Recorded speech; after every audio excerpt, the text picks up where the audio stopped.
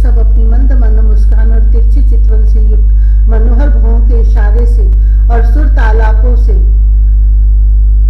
प्रौढ़ सम्मोहक काम बाढ़ चलाती हैं और काम कला की विविध रीतियों से आपका मन आकर्षित करना चाहती है, परंतु फिर भी वे अपने परिपुष्ट काम बाणों से आपका मन तनिक भी न डिगा सकी, वे असफल ही रही। आपने त्रिलोकी की पाप राशि को दो बहाने के लिए दो प्रकार की पवित्र नदियां बहा रखी हैं। एक तो आपकी अमृतमयी लीला से भरी कथा निधि और दूसरी आपके पाद प्रक्षालन के जल से भरी गंगा जी।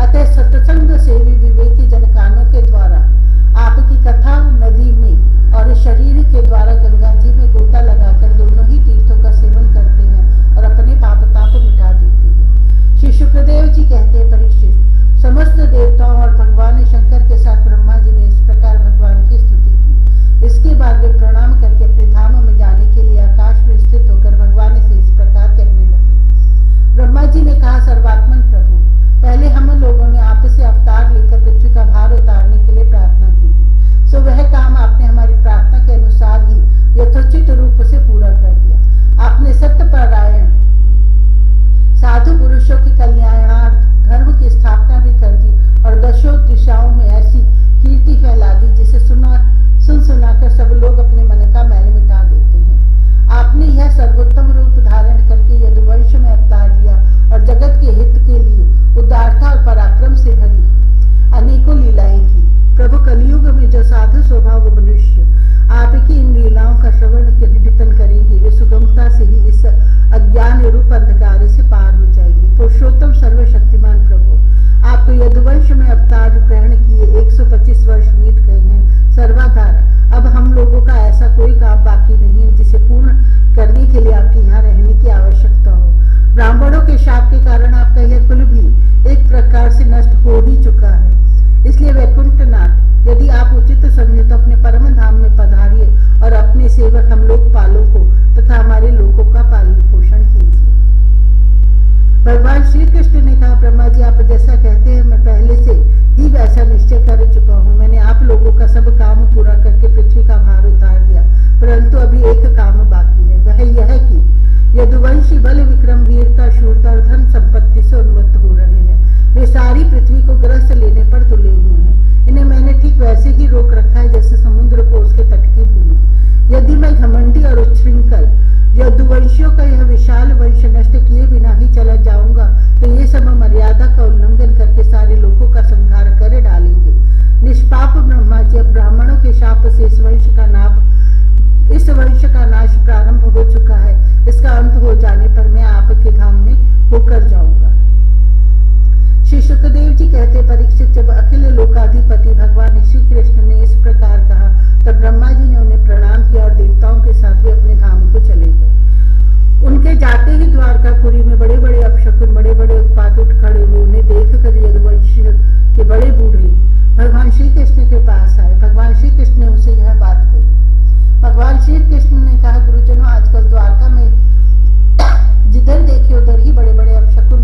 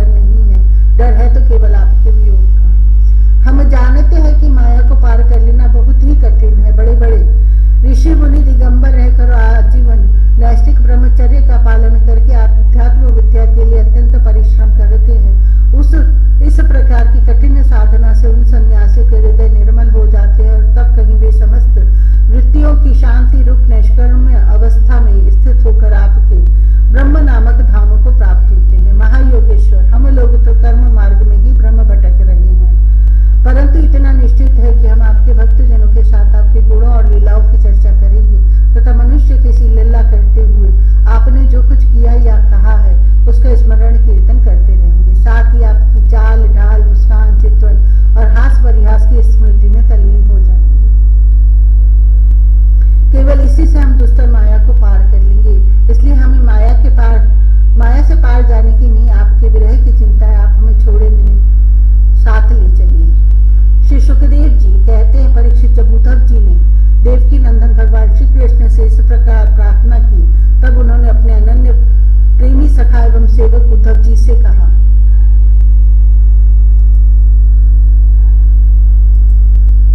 अवधूतोपाख्यान, पृथ्वी से लेकर कबूतर तक 8 गुरुओं की कथा। भगवान श्री कृष्ण ने कहा, महाभाग्यवान उद्धव, तुमने मुझसे जो कुछ कहा है मैं वही करना चाहता हूँ। ब्रह्मा, शंकर और इंद्र आदि लोकपाल भी अब यही चाहते हैं कि मैं उनके लोकों में होकर अपने धामों को चला जाऊं।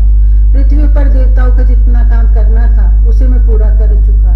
इसी काम के लिए ब्रह्मा जी की प्रार्थना से मैं बलराम जी के साथ अवतीर्ण हुआ था। अब यही यदुवंश जो ब्राह्मणों के शाप से भस्म हो चुका है, पारस्परिक फूट और युद्ध से नष्ट हो जाएगा। आज के 7वें दिन समुद्र इस पूरी द्वारका को डुबो देगा। प्यारे उद्धव, जिस क्षण में मर्त्य लोक का परित्याग कर दूंगा, उसी क्षण इसके सारे मंगल नष्ट हो जाएंगे और थोड़े ही दिनों में पृथ्वी पर कलयुग का बोलबाला हो जाएगा। जब मैं इस पृथ्वी का त्याग कर दूं, तब तुम इस पर मत रहना, क्योंकि साधु उद्धव, कलयुग में अधिकांश लोगों की रुचि अधर्म में ही होगी। अब तुम्हें अपने आत्मीय स्वजन और बंधु बांधवों का स्नेह बंधन छोड़ दो। अब तुम अपने आत्मीय स्वजन और बंधु बांधवों का स्नेह बंधन छोड़ दो और अनन्य प्रेम से मुझ में अपना मन लगाकर समदृष्टि से पृथ्वी में स्वच्छंद विचरण करो। इस जगत में जो कुछ मन से सोचा जाता है, वाणी से कहा जाता है, नेत्रों से देखा जाता है और श्रवण आदि इंद्रियों से अनुभव किया जाता है, वह सब नाशवान है। सपने की तरह मन का विलास है, इसलिए माया मात्र है, मिथ्या है, ऐसा समझ लो। जिस पुरुष का मन अशांत है, असंयत है, उसी को पागल की तरह अनेकों वस्तुएं मालूम पड़ती है। वास्तव में यह चित्त का भ्रम ही है।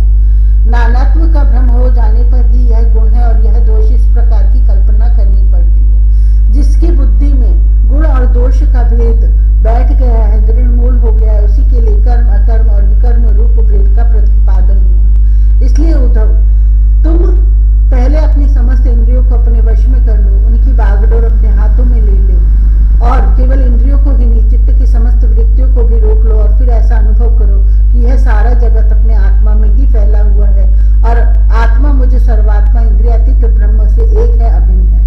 जब वेदों की मुख्य तात्पर्य निश्चय रूप ज्ञान और अनुभव रूप विज्ञान से भलीभांति संपन्न होकर तुम अपने आत्मा के अनुभव में ही आनंदमग्न रहोगे और संपूर्ण देवता आदि शरीरधारियों के आत्मा हो जाओगे।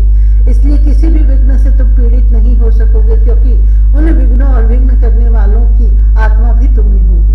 जो पुरुष गुण और दोष बुद्धि से अतीत हो जाता है, वह बालक के समान निषिद्ध कर्म से निवृत्त होता है, परंतु दोष बुद्धि से नहीं। वह विहित कर्म का अनुष्ठान भी करता है, परंतु गुण बुद्धि से नहीं।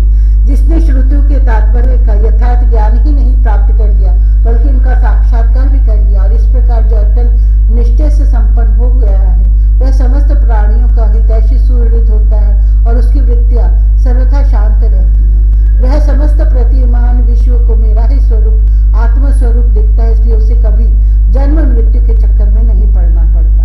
श्री सुखदेव जी कहते हैं, परीक्षित, जब भगवान श्री कृष्ण ने इस प्रकार आदेश दिया, तब भगवान के परम प्रेमी उद्धव जी ने उन्हें प्रणाम करके तत्व ज्ञान की प्राप्ति की इच्छा से यह प्रश्न किया।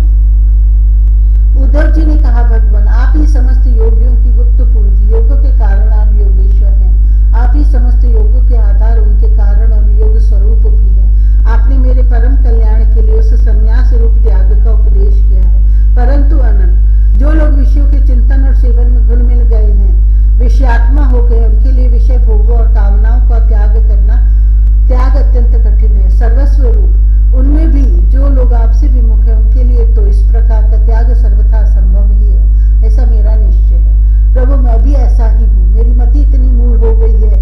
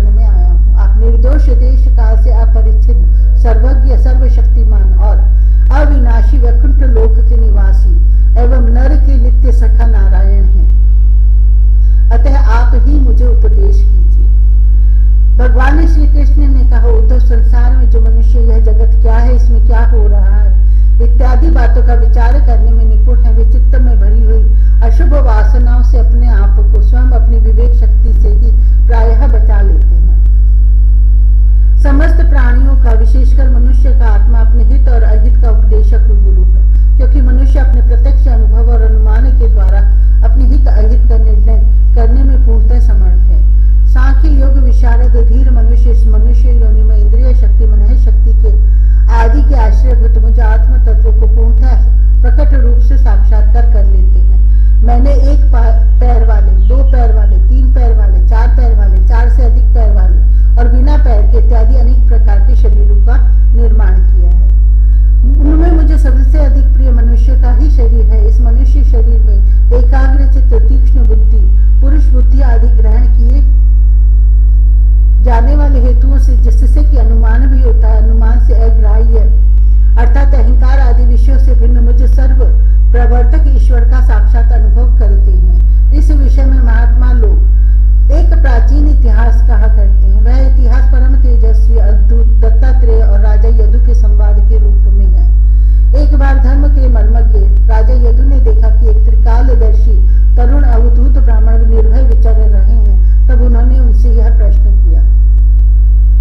राजा यदु ने पूछा, ब्राह्मण आप कर्म तो करते नहीं, फिर आपको यह अत्यंत निपुण बुद्धि कहाँ से प्राप्त हुई, जिसका आश्रय लेकर आप परम विद्वान होने पर भी बालक के समान संसार में विचरते रहते हैं। ऐसा देखा जाता है कि मनुष्य आयु, यश अथवा सौंदर्य संपत्ति आदि की अभिलाषा लेकर ही धर्म, अर्थ, काम अथवा तत्व जिज्ञासा में प्रवृत्त होते हैं। अकारण कहीं किसी की प्रवृत्ति नहीं देखी जाती। मैं देख रहा हूँ कि आप कर्म करने में समर्थ, विद्वान और निपुण हैं। आपका भाग्य और सौंदर्य भी प्रशंसनीय है। आपकी वाणी से तो मानो अमृत टपक रहा है। फिर भी आप जड़, उन्मत्त अथवा पिशाच के समान रहते हैं, न तो कुछ करते हैं और न चाहते ही हैं। संसार के अधिकांश लोग काम और लोभ के दावानल से जल रहे हैं, परंतु आपको देखकर ऐसा मालूम होता है कि आप मुक्त हैं। आप तक उसकी आंच भी नहीं पहुंच पाती। ठीक वैसे ही जैसे कोई हाथी वन में दावाग्नि लगने पर उससे छूटकर गंगा जल में खड़ा हो। ब्राह्मण, आप पुत्र, स्त्री, धन आदि संसार के स्पर्श से भी रहित हैं। आप सदा सर्वदा अपने केवल स्वरूप में ही स्थित रहते हैं। हम आपसे यह पूछना चाहते हैं कि आपको अपने आत्मा में ही ऐसे अनिर्वचनीय आनंद का अनुभव कैसे होता है। आप कृपा करके अवश्य बतलाइए। भगवान श्री कृष्ण ने कहा, उद्धव, हमारे पूर्वज महाराज यदु की बुद्धि शुद्ध थी और उनके हृदय में ब्राह्मण भक्ति थी। उन्होंने परम भाग्यवान दत्तात्रेय जी का अत्यंत सत्कार करके यह प्रश्न पूछा और बड़े विनम्र भाव से सिर झुकाकर वे उनके सामने खड़े हो गए। अब दत्तात्रेय जी ने कहा, ब्रह्मवेत्ता दत्तात्रेय जी ने कहा, राजन, मैंने अपनी बुद्धि से बहुत से गुरुओं का आश्रय लिया है। उनसे शिक्षा ग्रहण करके मैं इस जगत में मुक्त भाव से स्वच्छंद विचरता हूँ। तुम उन गुरुओं के नाम और उनसे ग्रहण की हुई शिक्षा सुनो। मेरे गुरुओं के नाम है पृथ्वी, वायु, आकाश, जल, अग्नि, चंद्रमा, सूर्य, कबूतर, अजगर, समुद्र, पतंग, भौरा या मधुमक्खी, हाथी, शहद निकालने वाला, हरिण, मछली, पिंगला वैश्य, कुरर पक्षी, बालक, कुंवारी कन्या, बाण बनाने वाला, सर्प, मकड़ी और भृंगी कीट। राजन, मैंने इन्हें 24 गुरुओं का आश्रय लिया है और इन्हीं के आचरण से इस लोक में अपने लिए शिक्षा ग्रहण की है। वीरवर ययाति नंदन, मैंने जिससे जिस प्रकार जो कुछ सीखा है वह सब ज्यों का त्यों तुमसे कहता हूँ, सुनो। मैंने पृथ्वी से उसके धैर्य की, क्षमा की शिक्षा ली है। लोग पृथ्वी पर कितना आघात और क्या क्या उत्पात नहीं करते, परंतु वह न तो किसी से बदला लेती है और न रोती चिल्लाती है। संसार के सभी प्राणी अपने अपने प्रारब्ध के अनुसार चेष्टा कर रहे हैं। वे समय समय पर भिन्न भिन्न प्रकार से जान या अनजान में आक्रमण कर बैठते हैं। धीर पुरुष को चाहिए उनकी विवशता समझे, न तो अपना धीरज खोवे और न क्रोध करे। अपने मार्ग पर ज्यों का त्यों चलता रहे। पृथ्वी के ही विकार, पर्वत और वृक्ष से मैंने यह शिक्षा ग्रहण की है कि जैसे उनकी सारी सच्चेष्टाएं सदा सर्वदा दूसरों के हित के लिए ही होती हैं, बल्कि यूं कहना चाहिए कि उनका जन्म ही एकमात्र दूसरों का हित करने के लिए ही हुआ है। साधु पुरुष को चाहिए कि उनकी शिष्यता स्वीकार करके उनसे परोपकार की शिक्षा ग्रहण करे। मैंने शरीर में भीतर रहने वाले वायु, प्राणवायु से यह शिक्षा ग्रहण की है कि जैसे वह आहार मात्र की इच्छा रखता है और उसकी प्राप्ति से ही संतुष्ट हो जाता है, वैसे ही साधक को भी चाहिए जितने से जीवन निर्वाह हो जाए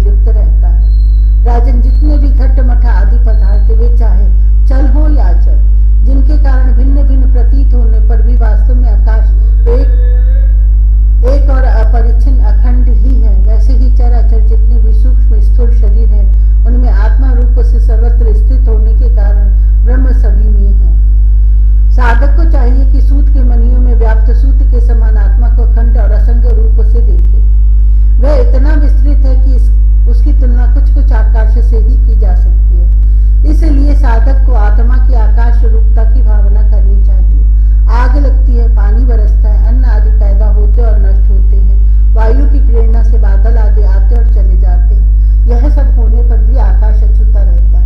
आकाश की दृष्टि से यह सब कुछ है ही नहीं। इसी प्रकार भूत, वर्तमान और भविष्य के चक्कर में न जाने किन किन नाम रूपों की सृष्टि और प्रलय होते हैं, परंतु आत्मा के साथ उनका कोई संस्पर्श नहीं है। जिस प्रकार जल स्वभाव से ही स्वच्छ, चिकना, मधुर और पवित्र करने वाला होता है तथा गंगा आदि तीर्थों के दर्शन, स्पर्श और नामोच्चारण से भी लोग पवित्र हो जाते हैं, वैसे ही साधक को भी स्वभाव से ही शुद्ध, स्निग्ध, मधुर भाषी और लोक पावन होना चाहिए। जल से शिक्षा ग्रहण करने वाला अपने दर्शन, स्पर्श और नामोच्चारण से लोगों को पवित्र कर देता है। राजन, मैंने अग्नि से यह शिक्षा ली है कि जैसे वह तेजस्वी और ज्योतिर्मय होती है, जैसे उसे कोई अपने तेज से दबा नहीं सकता, जैसे उसके पास संग्रह परिग्रह के लिए कोई पात्र नहीं, सब कुछ अपने पेट में रख लेती है, और जैसे सब कुछ खा पी लेने पर भी विभिन्न वस्तुओं के दोषों से वह लिप्त नहीं होती, वैसे ही साधक भी परम तेजस्वी, तपस्या से दिव्यमान, इंद्रियों से अपराभूत, भोजन मात्र का संग रहित और यथा योग्य सभी विषयों का उपभोग करता हुआ भी अपने मन और इंद्रियों को वश में रखे, किसी का दोष अपने में न आने दे। जैसे अग्नि कहीं लकड़ी आदि में अप्रकट रहती है और कहीं प्रकट, वैसे ही साधक भी कहीं गुप्त रहे और कहीं प्रकट हो जाए। वह कहीं कहीं इस रूप में भी प्रकट हो जाता है, जिससे कल्याणकामी पुरुष उसकी उपासना कर सके। वह अग्नि के समान ही वृक्षारूप हवन करने वालों के अतीत और भावी अशुभ को भस्म कर देता है और सर्वत्र अन्न ग्रहण करता है। साधक पुरुष को इसका विचार करना चाहिए कि जैसे अग्नि लंबी चौड़ी सीधी टेढ़ी सीधी लकड़ियों में रहकर उनके समान ही सीधी टेढ़ी या लंबी चौड़ी दिखाई पड़ती है, वास्तव में वह वैसी है नहीं। वैसे ही सर्वव्यापक आत्मा भी अपने माया से रचे हुए कार्य कारण रूप जगत में व्याप्त होने के कारण उन वस्तुओं के नाम रूप से कोई संबंध न होने पर भी उनके रूप में प्रतीत होने लगता है। मैंने चंद्रमा से यह शिक्षा ग्रहण की है कि यद्यपि जिसकी गति नहीं जानी जा सकती, उस काल के प्रभाव से चंद्रमा की कलाएं घटती बढ़ती रहती हैं, तथापि चंद्रमा तो चंद्रमा ही है, वह न घटता है और न बढ़ता ही है। वैसे ही जन्म से लेकर मृत्यु पर्यंत जितनी भी अवस्थाएं हैं, सब शरीर की है, आत्मा से उनका कोई भी संबंध नहीं है। जिसे आग की लपट अथवा दीपक की लौ क्षण क्षण में उत्पन्न और नष्ट होती रहती है, उसका यह क्रम निरंतर चलता रहता है परंतु दिख नहीं पड़ता, वैसे ही जल प्रवाह के समान वेगवान काल के द्वारा क्षण क्षण में प्राणियों के शरीर की उत्पत्ति और विनाश होता रहता है, परंतु अज्ञानवश वह दिखाई नहीं पड़ता।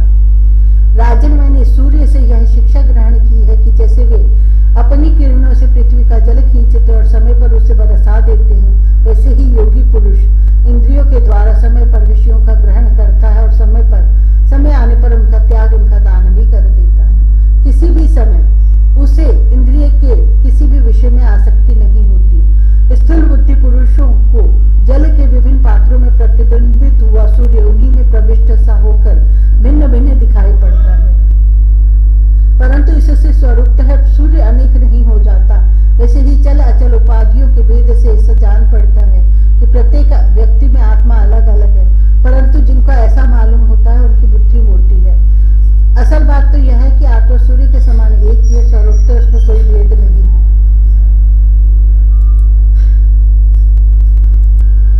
राजन, कहीं किसी के साथ अत्यंत स्नेह अथवा आसक्ति न करनी चाहिए, अन्यथा उसकी बुद्धि अपना स्वातंत्र्य खोकर दीन हो जाएगी और उसे कबूतर की तरह अत्यंत क्लेश उठाना पड़ेगा।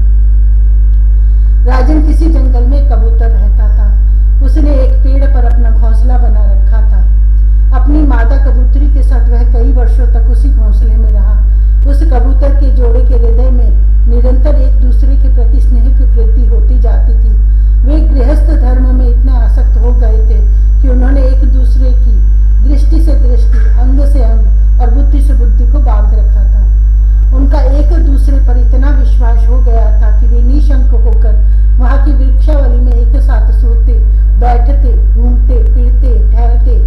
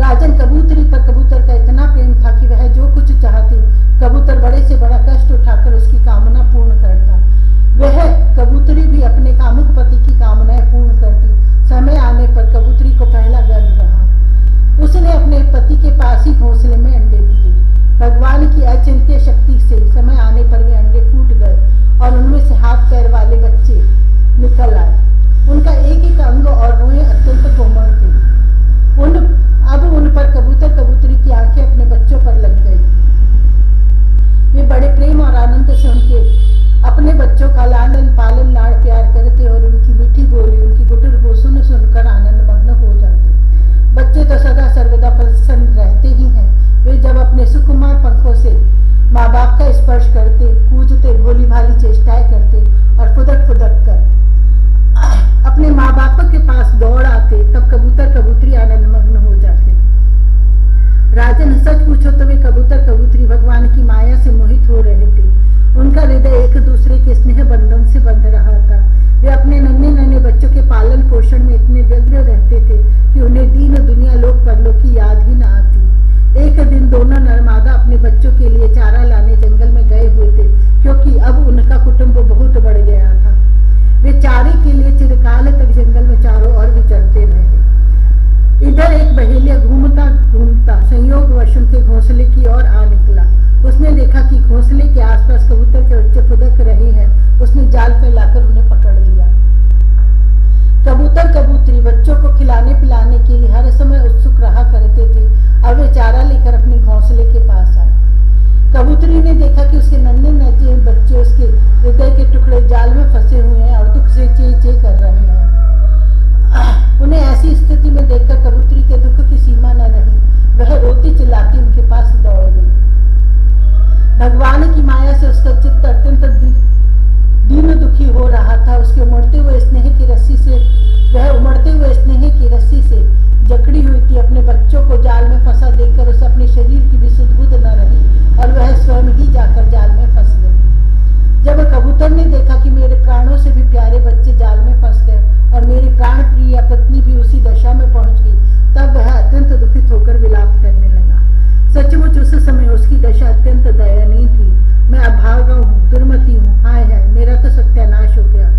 देखो देखो, न मुझे अभी तृप्ति हुई और न मेरी आशाएं ही पूर्ण हुई। देखो देखो, न मुझे अभी तृप्ति हुई और न मेरी आशाएं ही पूरी हुई। तब तक मेरा धर्म, अर्थ और काम का मूल यह गृहस्थ आश्रम ही नष्ट हो गया। हाय, मेरी प्राण प्यारी मुझे ही अपना इष्ट देव समझती थी। मेरी एक एक बात मानती थी, मेरे इशारे पर नाचती थी, सब तरह से मेरे योग्य थी। आज वह मुझे सूने घर में छोड़कर हमारे सीधे साधे निश्चल बच्चों के साथ स्वर्ग सिधार रही है। मेरे बच्चे मर गए, मेरी पत्नी जाती रही।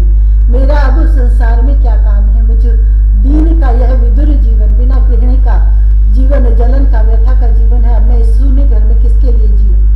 राजन, कबूतर के बच्चे जाल में फंसकर तड़पड़ा रहे थे। स्पष्ट दिख रहा था कि वे मौत के पंजे में हैं, परंतु वह मूर्ख कबूतर यह सब देखते हुए भी इतना दीन हो रहा था कि स्वयं जानबूझकर जाल में कूद पड़ा। राजन, वह बहेलिया बड़ा क्रूर था। गृहस्थ आश्रमी कबूतर कबूतरी और उनके बच्चों के मिल जाने से उसे बड़ी प्रसन्नता हुई। उसने समझा मेरा काम बन गया और वह उन्हें लेकर चलता बना। जो कुटुंबी है, विषयों और लोगों के संग साथ में ही जिसे सुख मिलता है एवं अपने कुटुंब के भरण पोषण में ही जो सारी सुध बुध खो बैठा है, उसे कभी शांति नहीं मिल सकती। वह उसी कबूतर के समान अपने कुटुंब